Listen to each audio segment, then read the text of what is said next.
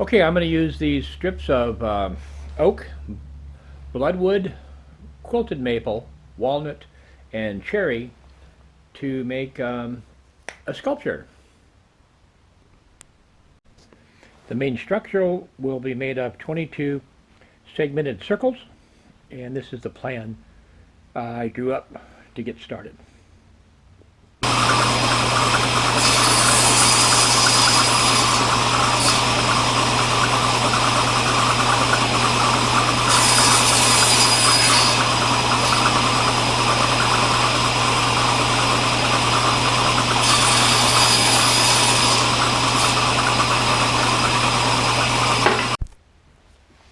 Okay, I'm sorting them into two piles.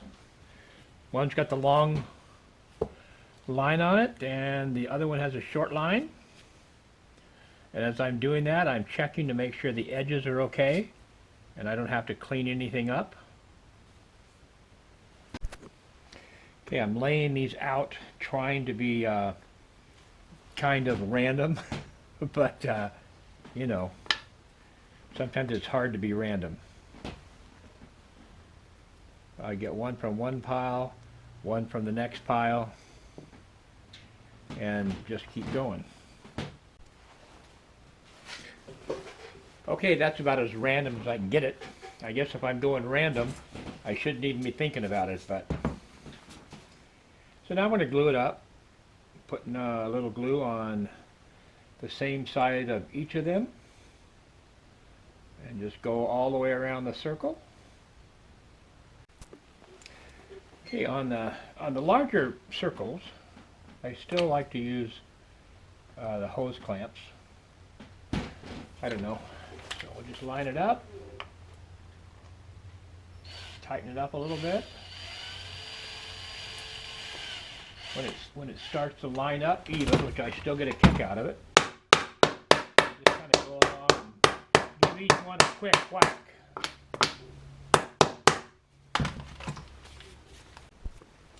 It's amazing how little time it takes to make each of these rings.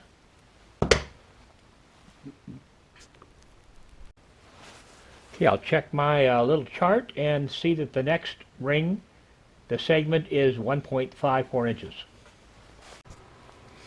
Okay, I'm going to mark my 1.54 inches as accurate as I can, which would be right about there.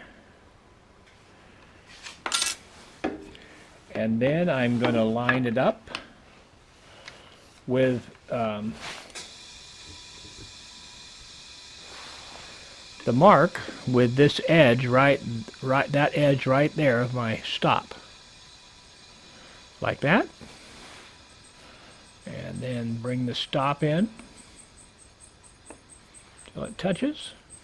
Double check I'm on the line, and that looks good. Okay, I'm going to cut my 16 segments. For each one I got 5 kinds of wood, so I'm doing 4 with a walnut and 3 of the other ones. And that gives me my 16 segments. This is the bloodwood.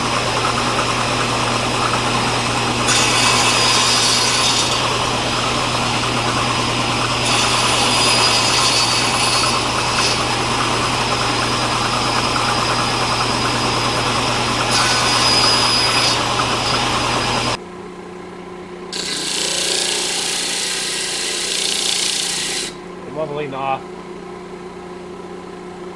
the rings works pretty well if you just keep it nice and flat as you do it. Trying kind of a new way of lining this up, or clamping. It's pretty easy to center them all, but then I've got this little ruler I made that I can run across here and make sure that the points are all in the right place, distance from the center. Then I'm going to draw this line around, and then right here put an index line. Okay, let's see if we can get this baby glued up. I'm using Tight Bond 3, which supposedly has a longer set time, open time. So we'll see what we can do. So I'm going to move right along. I'm doing 11 of these. I have them numbered and indexed so I can put them on where they're supposed to go, like that. And then, like always, I'm putting a drop of super glue to keep them from sliding around as I put the other ones on.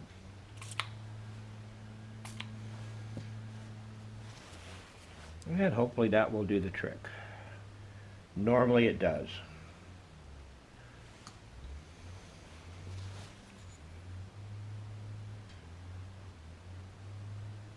This Tight Bond 3 definitely feels different. It's thinner, which I kind of like.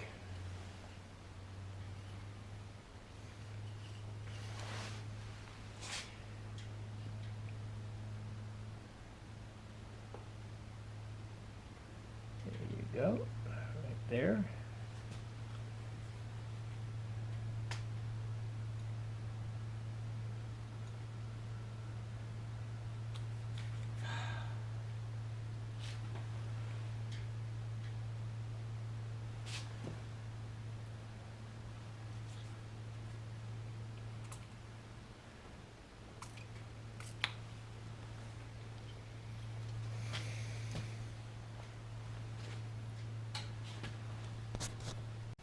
Okay, I've got them all glued up and hopefully centered well enough. And I'm going to tighten my clamp, and hopefully I see glue oozing out everywhere, which I do, which is a good sign. That's the rest of the segments ready to be glued up. All glued up.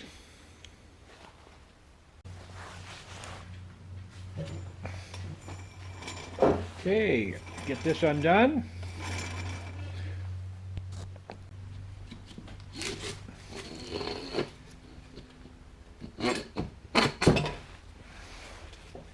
There you go.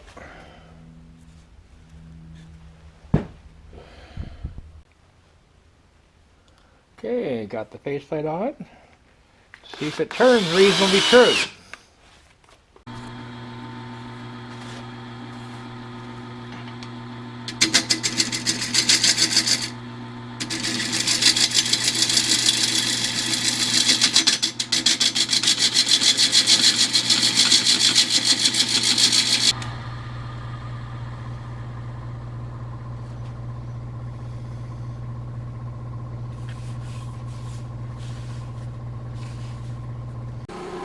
Okay, time to sand the other half.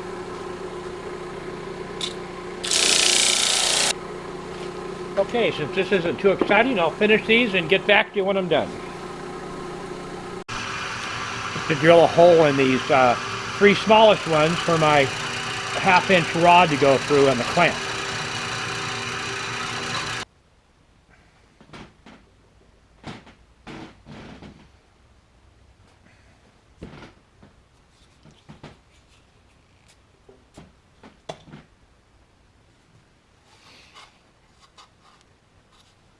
Okay.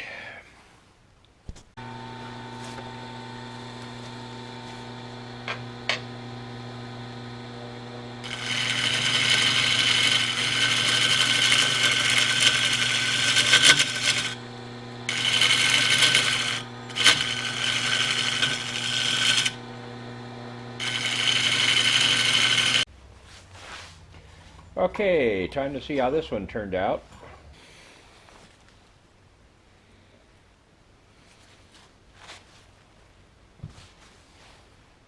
Put the face plate on the small end so I can hollow out the inside.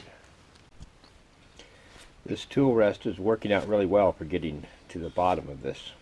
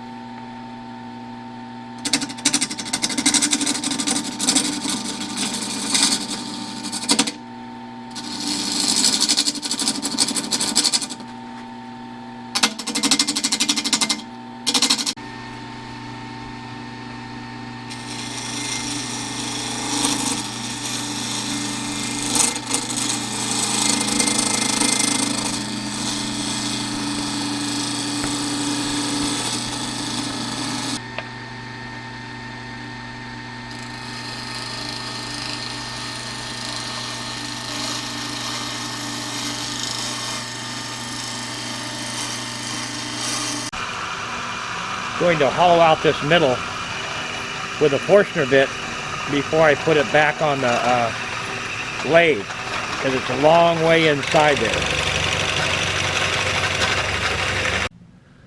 It's the bottom and the top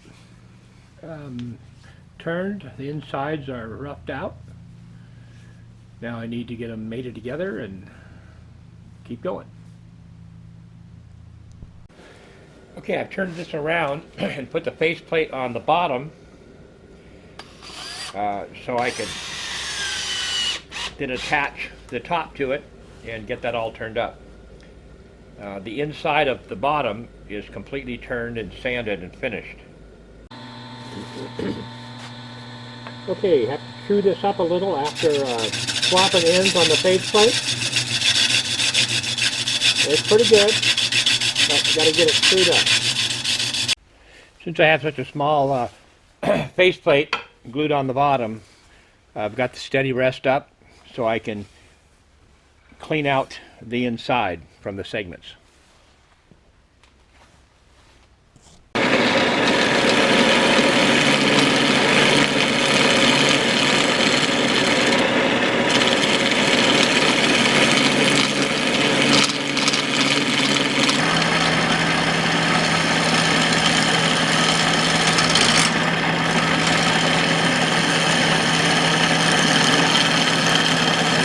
I'm working on getting the surfaces mated from the bottom to the top.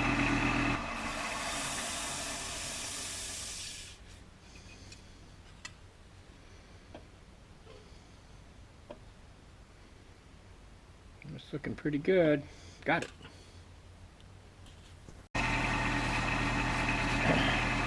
Get this sanded in here while I can. That is a rough fit to what the main body of the sculpture. Okay, I'm turning the inside diameter of this to match the bottom, and it's pretty close.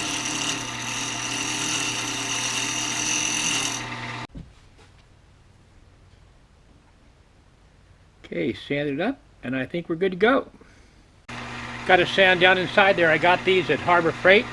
They're really cheap, and they work quite well on a long reach die grinder. This one's a little frayed, but it's still got life left in it.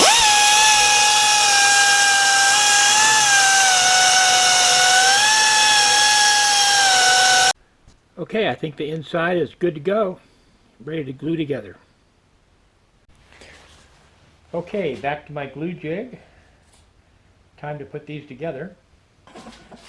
Okay, get this lined up where it goes, which should be there. Okay, here we go. Check to make sure it's set right. Twist it so it's lined up right. Centered good.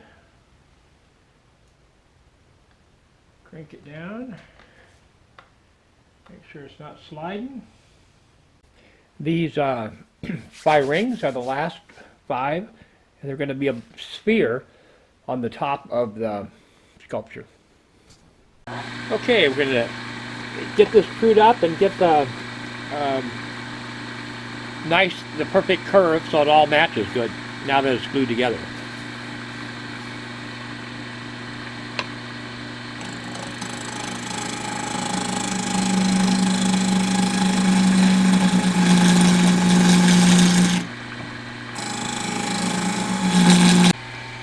Okay, it's sanding time. Not going to have much on camera, but I typically spend a lot of time sanding.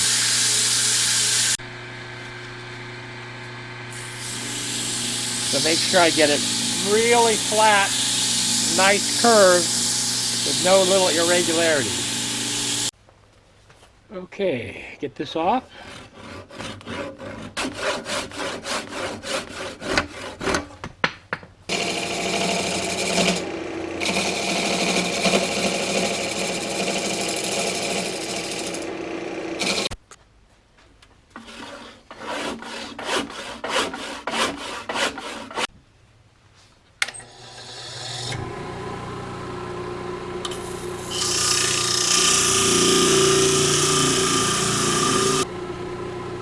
that should do it.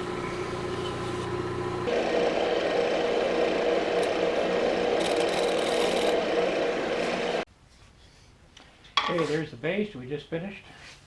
This is the middle part, and there's still one more part to go. Okay, this is going to be a ball on the top of the sculpture.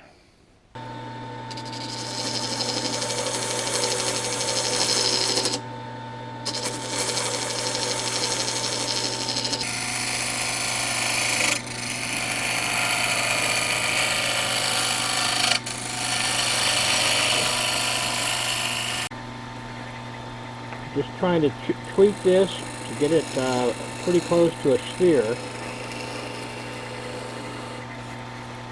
I made this little template I can stick on here, and it's pretty close.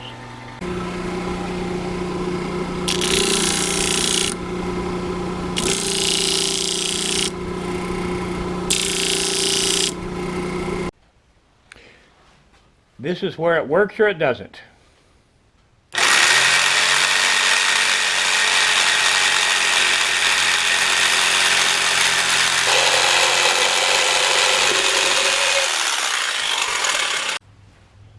There you go.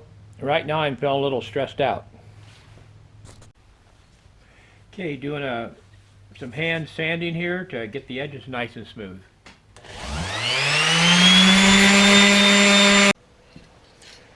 Some semi-gloss depth.